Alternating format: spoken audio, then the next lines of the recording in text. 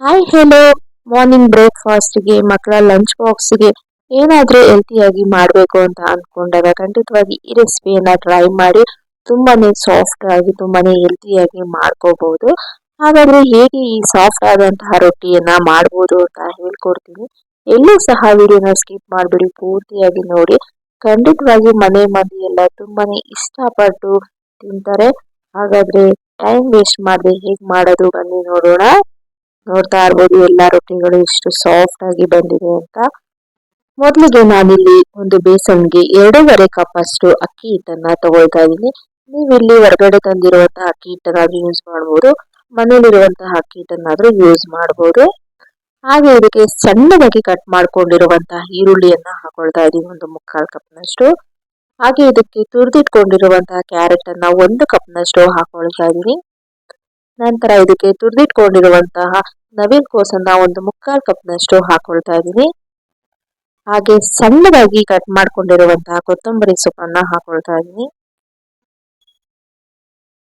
ನಂತರ ಇದಕ್ಕೆ ಸಣ್ಣದಾಗಿ ಕಟ್ ಮಾಡ್ಕೊಂಡಿರುವಂತಹ ಕರ್ಬೇವನ್ನ ಒಂದು 5ರಿಂದ 6 ಕಡ್ಡಿ ಹಾಕೊಳ್ತಾ ಇದ್ದೀನಿ.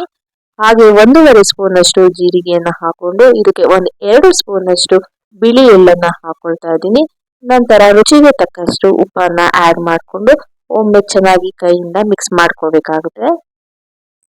ಇದನ್ನ ನೀಟಾಗಿ ಹಿಟ್ಟಿನೊಂದಿಗೆ ಚೆನ್ನಾಗಿ ಮಿಕ್ಸ್ ಮಾಡ್ಕೊಳ್ಳಿ. ಮೊದಲು ಇದಕ್ಕೆ ನೀರನ್ನ ಆಡ್ ಮಾಡಕ್ಕೆ ಹೋಗ್ಬೇಡಿ. ತರಕಾರಿಯಲ್ಲಿರುವಂತಹ ನೀರಿನ ಅಂಶ ಎಲ್ಲ ಚೆನ್ನಾಗಿ ಹಿಟ್ಟಿನೊಂದಿಗೆ ಮಿಕ್ಸ್ ಆಗಬೇಕು. ನಂತರ ಇದಕ್ಕೆ ಸ್ವಲ್ಪ ಸ್ವಲ್ಪನೇ ನೀರನ್ನ ಆಡ್ ಮಾಡ್ಕೊಳ್ತಾ ಹಿಟ್ಟನ್ನ ಸಾಫ್ಟ್ ಆಗಿ ಕಲಿಸ್ಕೋಬೇಕಾಗುತ್ತೆ. ಒಂದೇ ಸರಿ ನೀರನ್ನ ಆಡ್ ಮಾಡಕ್ ಹೋಗ್ಬೇಡಿ, ಸ್ವಲ್ಪ ಸ್ವಲ್ಪನೇ ನೀರನ್ನ ಆಡ್ ಮಾಡಿಕೊಂಡು ನಾನು ತೋರಿಸ್ತಿರುವಂತಹ ರೀತಿಯಲ್ಲಿ ಸಾಫ್ಟ್ ಆಗಿ ಕಲಿಸ್ಕೋಬೇಕಾಗುತ್ತೆ. ಈಗ ಇದನ್ನ ಒಂದು 5 ನಿಮಿಷ ಬಿಡೋಣ. ಬೇಕಾದ್ರೆ ನೀವು ಹಾಗೇನೂ ಸಹ ಮಾಡ್ಕೋಬಹುದು ಕಲಿಸಿದ ತಕ್ಷಣ. ಈಗ ಇದರಲ್ಲಿ ಮೀಡಿಯಂ ಸೈಜ್ ಉಂಡೆಗಳನ್ನ ಮಾಡ್ಕೋಬೇಕಾಗುತ್ತೆ.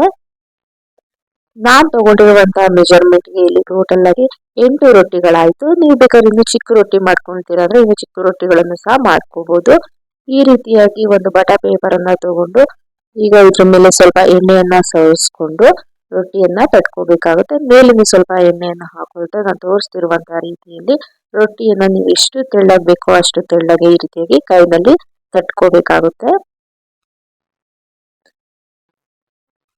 ಒಬ್ಬೊಬ್ರಿಗೆ ತುಂಬಾ ದಪ್ಪ ಇದ್ರೆ ಇಷ್ಟ ಆಗುತ್ತೆ. ಈ ರೀತಿಯಾಗಿ ತುಂಬಾ ತೆಳ್ಳಗೆ ಮಾಡ್ಕೊಂಡು ನೋಡಿ, ರೊಟ್ಟಿ ತುಂಬಾ ಸಾಫ್ಟ್ ಆಗಿ ಬರುತ್ತೆ, ಮತ್ತೆ ತಿನ್ಲಿಕ್ಕೂ ಸಹ ಅಷ್ಟೇ ಟೇಸ್ಟಿ ಆಗಿರುತ್ತೆ.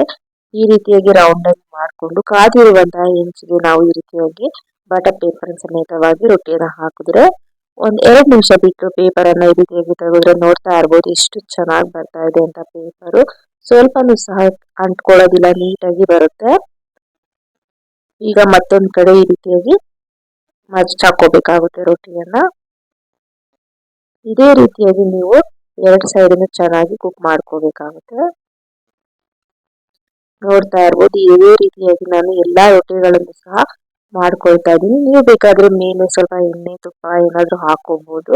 ಇಲ್ಲ ನಮ್ಗೆ ಬೇಡ ಡಯಟ್ ಕಾನ್ಶಿಯಸ್ ಅಂದ್ರೆ ಅದ್ರಲ್ಲೇ ಎಣ್ಣೆ ಅಂಶ ಇರೋದ್ರಿಂದ ಜಾಸ್ತಿ ಎಣ್ಣೆ ಹಾಕೊಂಡಿಲ್ಲ ಅಂದ್ರೆ ನಡೆಯುತ್ತೆ. ಇನ್ನು ನನ್ನ ಚಾನಲ್ ನಲ್ಲಿ ಸುಮಾರು ಕುಕಿಂಗ್ ವಿಡಿಯೋಸ್ಗಳು ಗಳನ್ನ ಅಪ್ಲೋಡ್ ಮಾಡಿದ್ದೀನಿ. ಅವುಗಳನ್ನು ಸಹ ನೋಡಿ ವಿಡಿಯೋ ಕಮೆಂಟ್ ಮೂಲಕ ತಿಳಿಸಿ. ನೋಡ್ತಾ ಇರ್ಬೋದು ಎಲ್ಲಾ ರೊಟ್ಟಿಗಳನ್ನು ಅದೇ ರೀತಿಯಾಗಿ ಮಾಡ್ಕೊಂಡೆ. ರೊಟ್ಟಿಗಳಂತೂ ತುಂಬಾ ಸಾಫ್ಟ್ ಆಗಿ ಬಂದಿತ್ತು, ಅಷ್ಟು ಚೆನ್ನಾಗಿತ್ತು ನೋಡ್ಲಿಕ್ಕೆ, ಮಾತ್ರ ತಿನ್ಲಿಕ್ಕೂ ಸಹ ಅಷ್ಟೇ ಟೇಸ್ಟಿ ಆಗಿತ್ತು. ಬನ್ನಿ ನೋಡೋಣ ಒಂದು ರೊಟ್ಟಿಯನ್ನ. ನೋಡ್ತಾ ಇರ್ಬೋದು ಎಷ್ಟು ಸಾಫ್ಟ್ ಆಗಿ ಬಂದಿದೆ ರೊಟ್ಟಿಗಳಂತ.